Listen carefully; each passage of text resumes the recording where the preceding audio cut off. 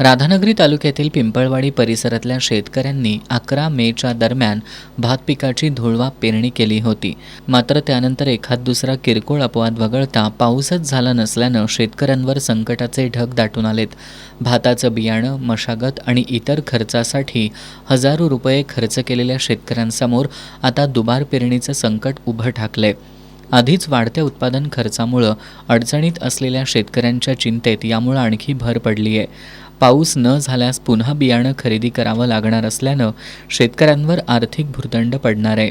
शेतीसोबतच जनावरांच्या वैरणीचाही प्रश्न दिवसेंदिवस गंभीर बनत चाललाय. शिवारात हिरवा चारा नसल्यानं पशुपालकांनाही मोठ्या अडचणींचा सामना करावा लागतोय. त्यामुळं शेतकरी आणि पशुपालक दोघांच्याही नजरा आकाशाकडे लागून राहिल्यात. पावसासाठी व्याकुळ झालेल्या पिंपळवाडी गावातल्या शेतकऱ्यांनी आपल्या पारंपरिक श्रद्धेचा आधार घेत ग्रामदैवताला साकडं घातलं. शेतकऱ्यांनी भैरवनाथ, स्वामी समर्थ आणि चक्रेश्वर देवस्थानापर्यंत बैलगाड्या तसंच पायी चालत जात जलयात्रा काढली. यावेळी देवांच्या मूर्तीवर पाण्याचा अभिषेक करून पाऊस पाडा, शेतकऱ्यांना वाचवा अशी प्रार्थना केली. दुबार पेरणीची वेळ आलेली आहे आमच्याकडे. त्यासाठी आम्ही देवाला पाणी घालायला पिंपळवाडी ते चक्रेश्वरवाडीपर्यंत आलोय. पिंपळवाडी एरदेव मंदिरात पाणी घालून पायी चालत येऊन बारडवाडीमध्ये भैरव मंदिरात पाणी घातलं.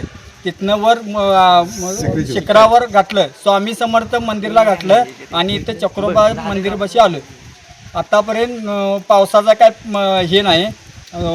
ढोरांची वैरण आणि ह्यासाठी आर्थिक लय नुकसान हे झालं आहे. त्यासाठी आम्ही देवासाठी इथं देवच आता काय हे घेतो ते त्यासाठी आलोय आणि देवाकडे साकडं घातलंय. आता देवानं त्याचं हे करावं.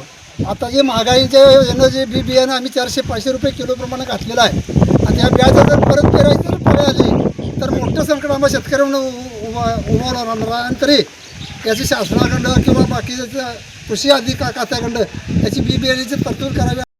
शेतकऱ्यांच्या डोळ्यात पिकांच्या भवितव्याची चिंता आणि मनात पावसाची आस स्पष्टपणे दिसत होती. निसर्गाच्या कृपेवर अवलंबून असलेल्या या बळीराजानं आता देवाच्याच दारी धाव घेतली असून काळ्या ढगांसोबत सुखद पावसाची प्रतीक्षा सर्वांना लागून राहिली आहे. एस न्यूजसाठी राधानगरीहून नामदेव कुसाळे.